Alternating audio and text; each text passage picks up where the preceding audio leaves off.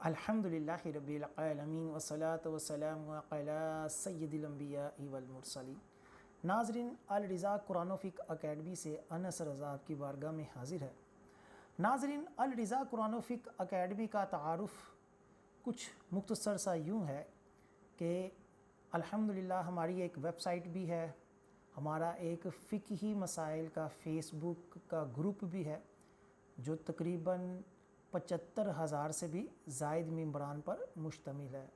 یوں ہی ہمارا YouTube channel بھی ہے، اور آنے والے وقت میں ہم مزید دین کی خدمات کے لیے انشاءاللہ عز و جل کوششیں کریں گے۔ ہمارا اس اکیڈمی میں فقہ کورس بھی کروایا جاتا ہے، بچوں کو قرآن پاک تجوید کے ساتھ اور فقہ کی تعلیم کے ساتھ پڑھایا جاتا ہے، علم حدیث بھی سکھائی جاتی ہے، اس کا بھی کورس ہے، اسی طرح فرض علوم کورس بھی ہے۔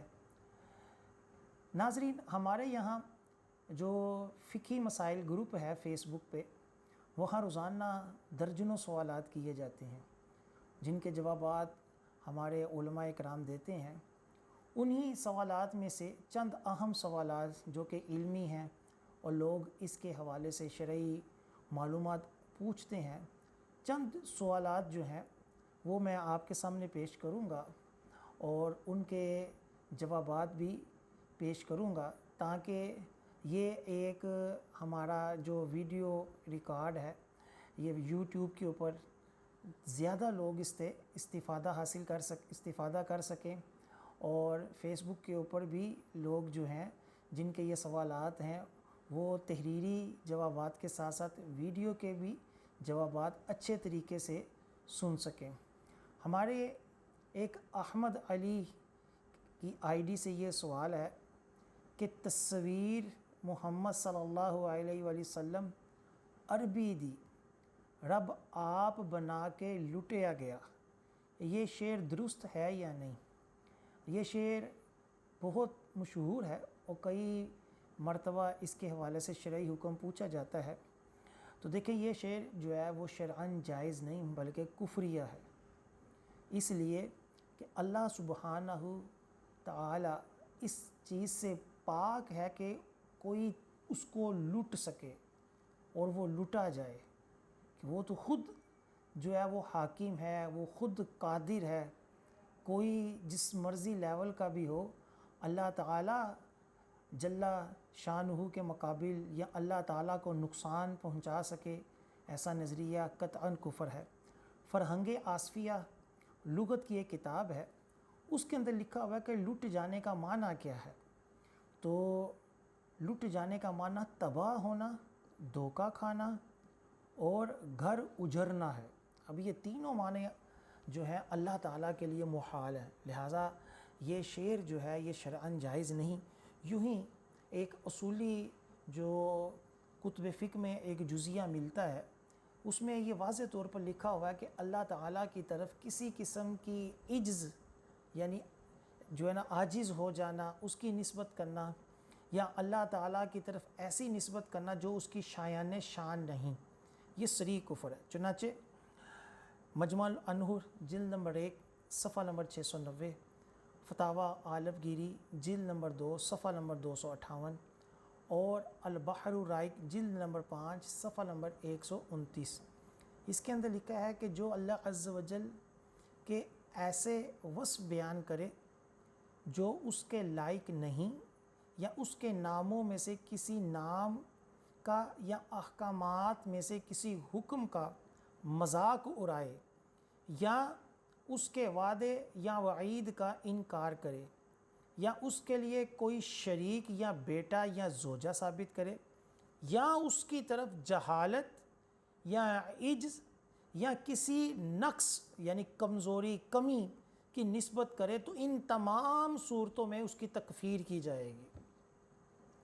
لہٰذا یہ کہنا کہ اللہ تعالیٰ لٹیا گیا، یعنی اللہ تعالیٰ معاذ اللہ لٹ گیا محمد صلی اللہ علیہ وسلم کو بنا کر، تو یہ صریح کفر ہے۔ اللہ تعالیٰ لٹنے سے پاک ہے۔ نبی کریم صلی اللہ علیہ وآلہ وسلم اللہ تعالیٰ کے محبوب ہیں، ان کی ایک اپنی شان ہے، لیکن جو درجات ہیں اس کا لحاظ کرنا چاہیے۔ اللہ تعالیٰ عمل کی توفیق عطا فرمائے۔ ایک آئیڈیا نسا نواز، ان کی طرف سے یہ سوال ہے کہ ٹوٹتے تارے کو دیکھ کر دعا مانگنا کیسا ہے؟ اکثر لوگ کہتے ہیں ٹوٹتے تارے کو دیکھ کر مانگی جانے والی دعا قبول ہوتی ہے۔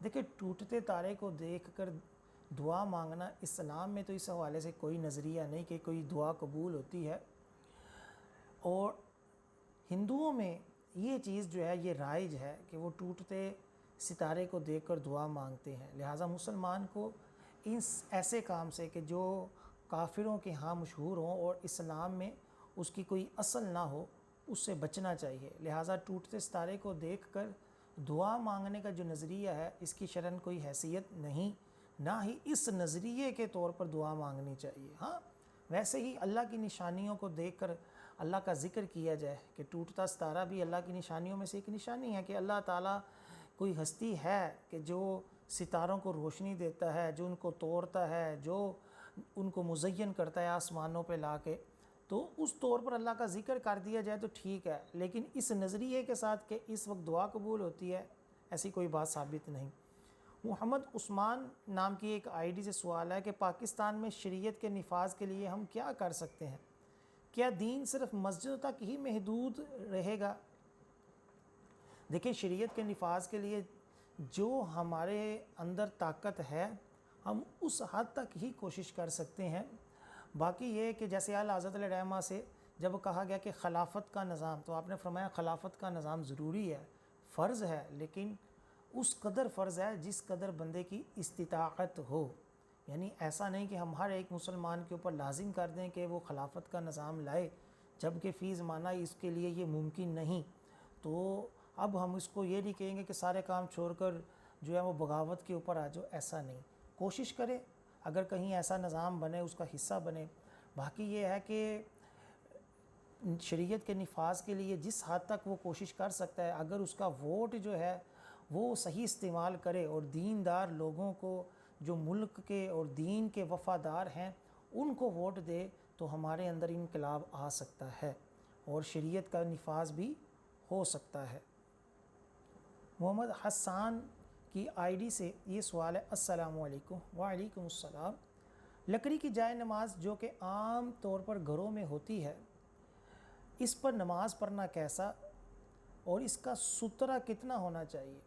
دیکھیں، لکڑی جو ہے یہ جب زمین پر بچھائی گئی ہے تو پھر اس کا سترہ جو ہے اس کی تو کوئی لوجک سمجھ نہیں آتی۔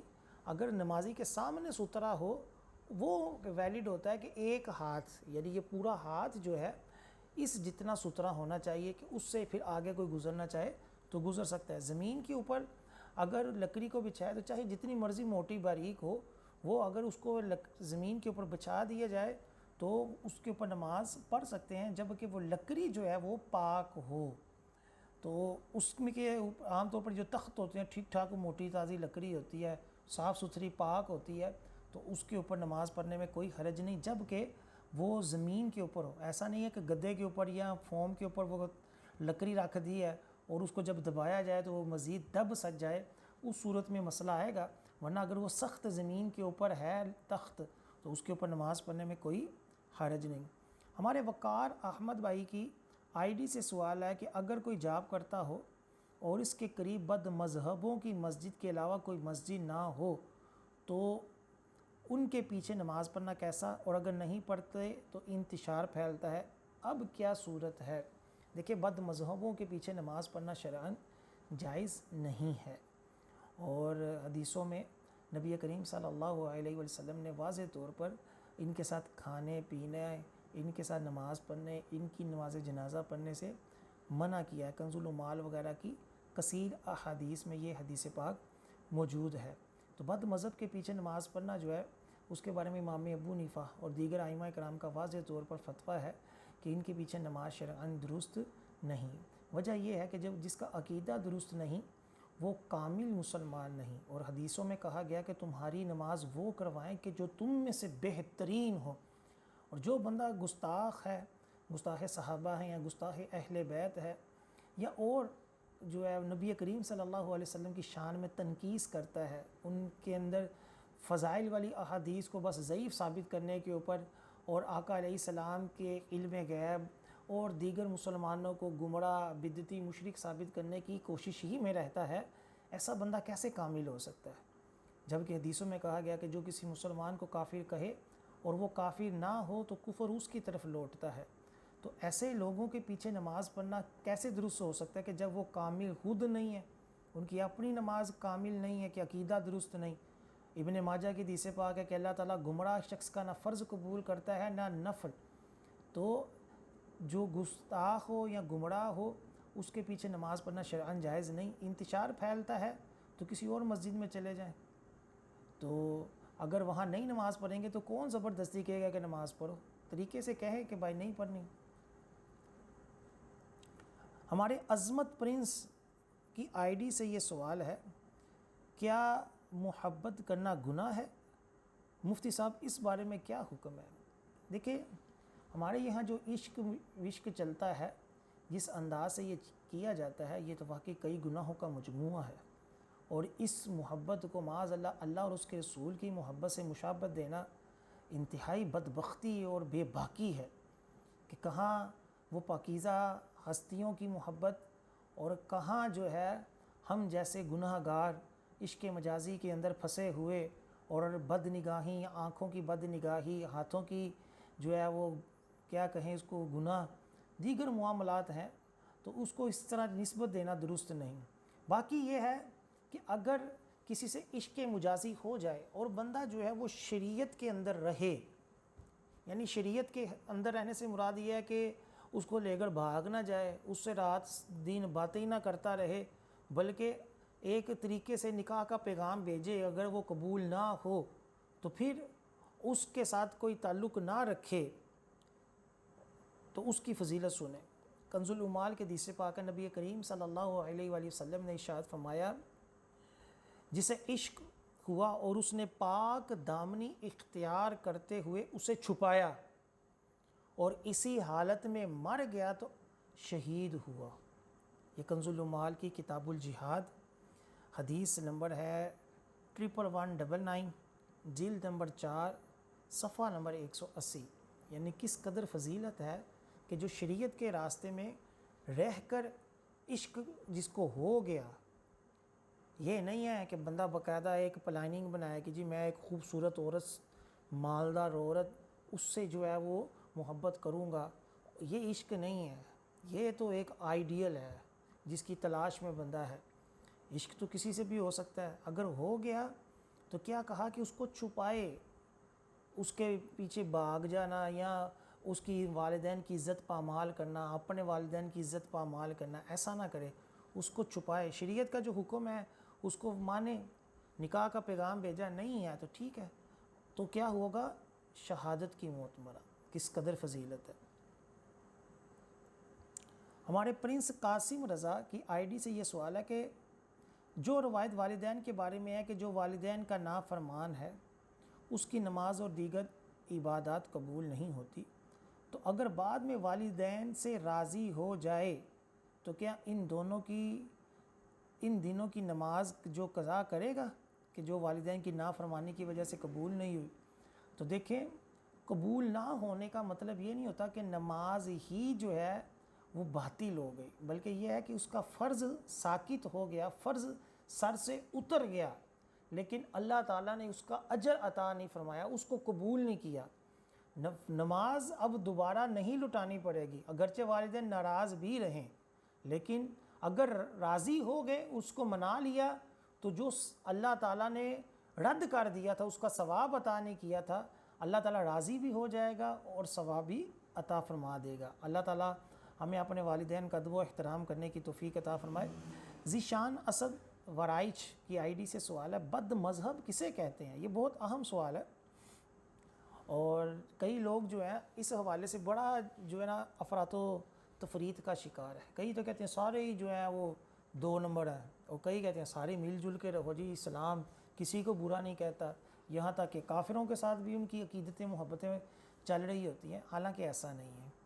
بد مذہب گمراہ بدعتی اس شخص کو کہا جاتا ہے جس کا عقیدہ قرآن و سنت یعنی اہل سنت کے مطابق نہ ہو، اور یہ تعریف آج کی نہیں، صدیوں پرانے فقہا نے، علماء نے یہی بد مذہب کی تعریف کی ہے کہ جو عقائد اہل سنت کے اوپر قائم نہ ہو۔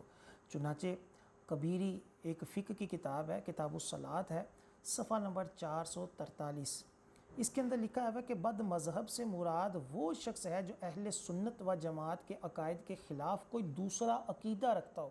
ایک عقیدہ بھی اگر اس کا گمراہی والا ہے تو وہ بندہ سنی نہیں ہے، یعنی ایک بندہ اگر اہل بیت سے بغض رکھتا ہے تو وہ سنی نہیں، ایک شخص جو ہے وہ کسی بھی صحابی کے بارے میں بغض رکھتا ہے وہ سنی نہیں ہے، ایک شخص کوئی بھی عقائد و اہل سنت کا انکار کرتا ہے، جیسے کرامات اولیاء کا انکار کرتا ہے، ایصال ثواب کا انکار کرتا ہے، نبی کریم صلی اللہ علیہ وسلم کے کثیر علم غیب کا انکار کرتا ہے، تو وہ شخص جو ہے وہ سنی نہیں ہو سکتا۔ رامل بھائی کی آئی ڈی سے سوال ہے کہ صحیح پانی اگر اچھل کر بے دھلے ہاتھ کو لگ کر واپس برتن میں چلا جائے تو کیا مستعمل ہو جائے گا؟ تو مستعمل نہیں ہوگا۔ کیوں؟ کیونکہ مستعمل وہ پانی ہوتا ہے کہ جو 10 ہاتھ چوڑا 10 ہاتھ لمبا، اس کے علاوہ چھوٹا سا یعنی بالٹی وغیرہ میں ہے اور بندے نے اس کے اندر ہاتھ ڈال دیا یا ناخن ڈال دیا تو اس صورت میں وہ مستعمل ہوگا۔ اگر وہ پانی ہمارے بدن سے چھو کر اس کے اندر گرا ہے، تھوڑا سا پانی گرا ہے، تو وہ مستعمل سارے پانی کو نہیں کرے گا، صرف اتنا حصہ مستعمل ہوگا۔ البتہ اگر اکثر پانی یعنی بالٹی کا اکثر حصہ ہی جو ہے وہ ہمارے بدن سے چھو کر اسی بالٹی میں گر گیا ہے تو وہ مستعمل ہو جائے گا۔ ذوالفقار احمد کی آئی ڈی سے سوال ہے بچوں میں سے پہلے حضرت علی رضی اللہ تعالی عنہ ایمان لائے۔ ایک شخص کہتا ہے کہ ایمان وہ لاتا ہے جو پہلے کافر ہو، تو اس کا جواب عطا فرمائیں۔ دیکھیں نبی کریم صلی اللہ علیہ وآلہ وسلم نے جب اعلان نبوت کیا تو اس سے پہلے جتنے بھی لوگ تھے اگرچہ وہ صحیح طور پر اہل کتاب ہوں، دین ابراہیم کے اوپر قائم ہوں، اگرچہ صحیح معنوں میں وہ مسلمان بھی ہوں، ان سب کے اوپر لازم ہے کہ وہ اب نبی کریم صلی اللہ علیہ وسلم پر ایمان لاتے۔ یہ نہیں ہے کہ ایک بندہ کہ جی میں تو پہلے کا مسلمان ہوں، مجھے سرکار کے اوپر ایمان لانے کی کیا حاجت ہے، تو وہ کافر ہی رہے گا، وہ کافر ہو گیا، کیونکہ نبی کریم صلی اللہ علیہ وسلم پر ایمان لائے۔ یہودی کیا کہتے تھے، عیسائی کیا کہتے تھے؟ وہ یہی کہتے تھے کہ ہم اپنے جو ہے نا عیسیٰ علیہ السلام کے حضرت موسیٰ علیہ السلام کی تعلیمات کے اوپر ہے۔ اسی طرح جب اہل عرب تھے، جب کئی نبی کریم صلی اللہ علیہ وسلم کے جان پہچاننے والے بلکہ آپ کے کئی رشتہ دار جو تھے، جب انہوں نے آقا علیہ السلام کا زمانہ پا لیا تو ان کے اوپر لازم تھا کہ وہ آقا علیہ السلام کے اوپر ایمان لائیں، آپ کے کلمے کو پڑھیں۔ اگر وہ اپنے پرانے دین کے اوپر ہی رہیں گے اور اسی کے اوپر مرے، جیسا کہ کئی کافر مرے، وہ دین ابراہیم کے اوپر قائم رہنے کے دعوے دار تھے تو وہ کافر ہو گئے، ان کے خلاف جہاد ہوا۔ لیکن جو آقا علیہ السلام کے اعلان نبوت سے پہلے دنیا سے پردہ کر کے، جیسا کہ آپ کے والدین کریمین، آپ کے آباء و اجداد، کہ وہ آپ کے دعوی نبوت سے پہلے، اعلان نبوت سے پہلے جو ہے وہ دنیا سے پردہ کر چکے ہوئے تھے، لہٰذا اس وقت وہ دین ابراہیم پر قائم تھے، وہ مسلمان شمار ہوں گے۔ لیکن جب آپ نے اعلان نبوت کر دیا، اس وقت جو بھی ہوگا اس کو ایمان لانا ضروری ہوگا۔ اور حضرت علی رضی اللہ تعالی عنہ اگرچہ پہلے مسلمان ہیں، لیکن جب آقا علیہ السلام نے اعلان نبوت کیا تو اس وقت ان کے اوپر یہی تھا کہ وہ ان کے اوپر ایمان لائیں۔ محمد شعیب جو ہے ان کی آئی ڈی سے ہے کہ عورت ایام حیض میں تفسیر قرآن پڑھ سکتی ہے یا نہیں؟ دیکھیں قرآن پاک کو نہیں پڑھ سکتی، قرآن پاک کے علاوہ اس کے ترجمے کے علاوہ اگر تفسیر ہے تو اس کو پڑھ سکتی ہے، لیکن چھونے کے اعتبار سے تفسیر کو چھونے کے اعتبار سے کئی احکامات ہیں کہ اگر وہ مختصر سی تفسیر ہے جیسے کہ خزان العرفان ہے، نور العرفان تفسیر ہے کہ وہ قرآن کے سائڈوں پہ تھوڑی تھوڑی سی لکھی ہوتی ہے تو اس کو چھونا بھی جائز نہیں۔ اگر وہ کئی جلدوں میں ہے تو اس میں پھر بھی مکروہ ہے کہ اس کو چھوا جائے، کہ اس میں جو ہے بغیر قرآن جو ہے نا وہ احتیاط بہت مشکل ہوتی ہے۔ بہرحال اگر وہ قرآن پاک کی آیت اور اس کے ترجمے کو بچا کر پڑھتی ہے تو اس میں کوئی حرج نہیں ہے۔ سید عثمان شاہ رضوی یہ پوچھتے ہیں کہ مفتی صاحب یہ شعر پڑھنا کیسا ہے؟ بچ نہ سکا خدا بھی محبت کے تقاضوں سے، ایک محبوب کی خاطر سارا جہان بنا ڈالا۔ یہ شعر بھی کئی مرتبہ سنا گیا ہے، جبکہ یہ شعر بھی کفریہ ہے کہ بچ نہ سکا خدا بھی۔ یہ بچ نہ سکنا جو ہوتا ہے نا، یہ عجز کی طرف اشارہ ہے کہ اللہ تعالیٰ جو ہے، جیسے ہوتا ہے نا کہ ایک بندہ کسی کی گرفت سے نہ بچ سکا، اللہ تعالیٰ اس سے پاک ہے کہ کوئی شے اس کی گرفت کر سکے یا اس کے اوپر غالب آ سکے۔